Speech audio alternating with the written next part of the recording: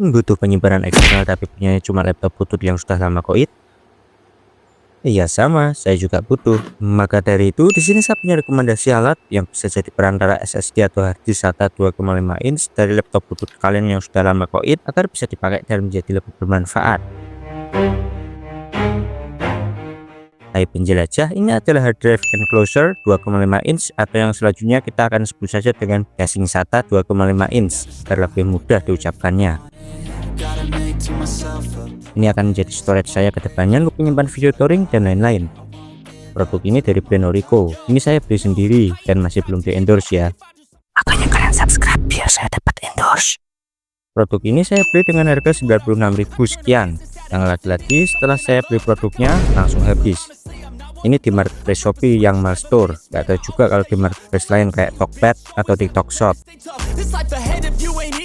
Sebenarnya di brand Orico ini ada yang lebih murah dari yang saya beli, sekitar setengah harganya. Tapi itu portnya micro:b USB-A, sedangkan rencana saya adalah pasang ini storage ke HP sama laptop. Bakal PR lagi kalau saya harus beli OTG USB-A ke C biar bisa nyambung ke HP, malah keluar duit lagi jadinya. Sedangkan pemasukan dari channel ini belum jalan. Makanya sekalian daripada ribet beli OTG dan nambah barang kecil yang gampang keselip, saya putuskan buat sekalian aja beli casing SATA 2,5 inch yang C ke C biar sama kayak port cas HP dan laptop saya yang udah Type-C dan udah mendukung transfer data. Bagi kalian yang HP-nya masih pakai micro USB, saya sarankan buat beli yang port micro:b USB-A. Harganya ada yang lebih murah dari yang saya beli ini. Nanti kalian tinggal siapin uang lagi buat beli OTG. OTG-nya saya sarankan jangan yang murahan, beli yang sedikit lebih mahal, yang punya brand jelas dan reputasi baik, biar pas kalian pindahin data, itu datanya nggak kekorup atau error. Kan nggak lucu, data penting kalian setengah doang yang transfer, mana nggak punya salinannya lagi. Makanya kalian bisa cari di tukang review lain yang bahas OTG biar nggak sesat. Lanjut lagi ke casing SATA 2,5 inch ini. Kita lihat ke kardusnya dulu nih. Depannya ada promosi branding sama ada QR code yang di bawahnya ada keterangan garansi 2 tahun. Samping kanan ada tulisan brand dan ada nama barangnya. Samping kiri ada tulisan brandnya juga dan keterangan 5 GB per detik atau 5 GB per second ini tulisannya. Itu artinya dia per detiknya support transfer data sampai 5 GB. Tapi mana ada SSD yang support transfer data sampai 5 GB per detik, apalagi harddisk. Terus ada keterangan Type-C yang tadi saya jelaskan. Lalu ada keterangan tool free yang artinya bebas alat sama sekali saat kita memasang ataupun menggunakan produk ini. Dan yang terakhir ada keterangan global insuransi yang artinya saya kurang tahu juga. Mungkin kalau pas kita keluar negeri dan produknya ada problem, kita bisa klaim garansi di negara domisili kita. Tapi itu yang saya tahu. Kalau salah, komenlah di kolom komentar.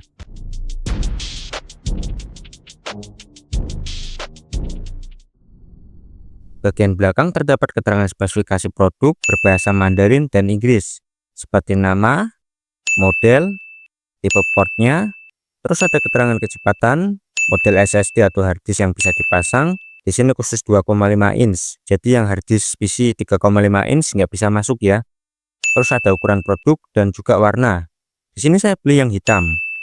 Dan yang terakhir, dia bisa jalan di sistem operasi Windows, macOS yang punya Apple itu, dan juga Linux OS-nya para hacker.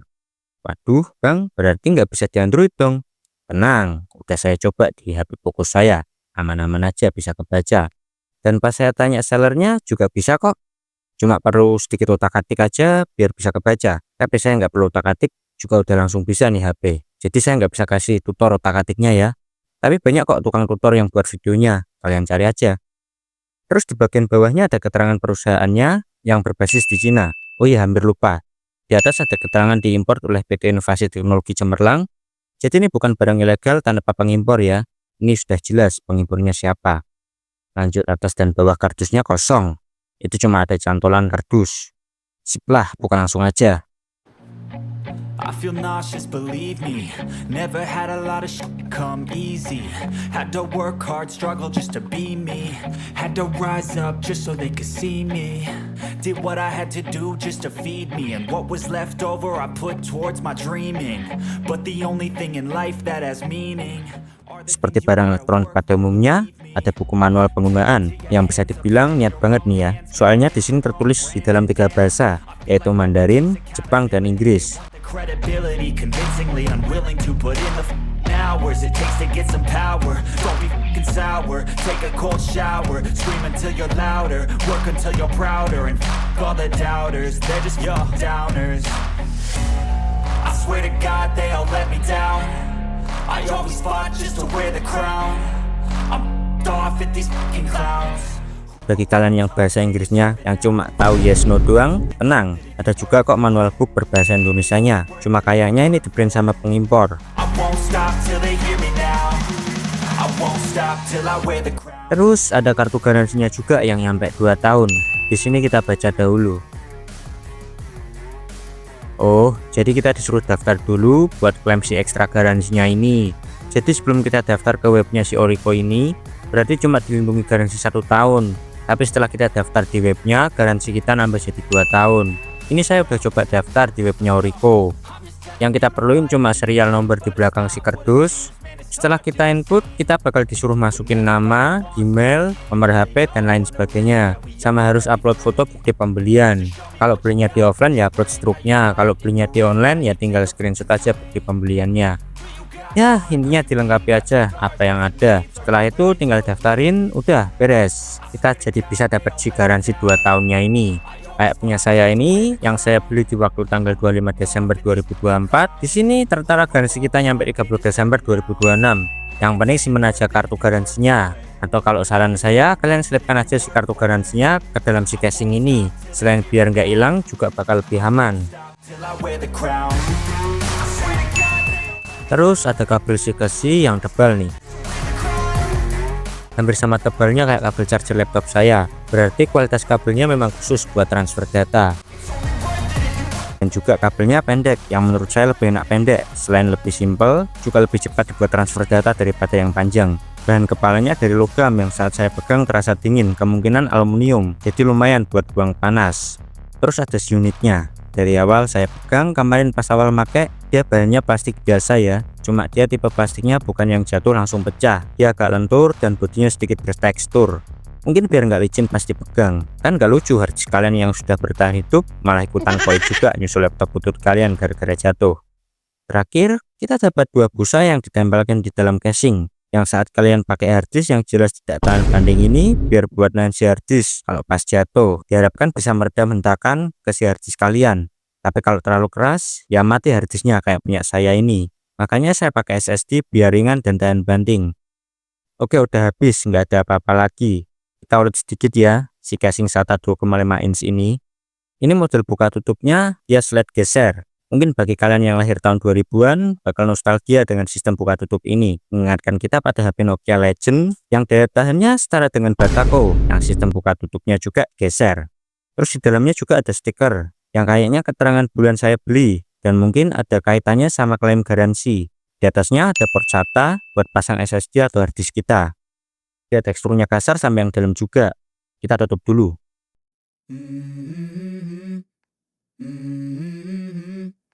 Di bagian belakang terdapat stiker kayak yang di-scan pas kita belanja di supermarket.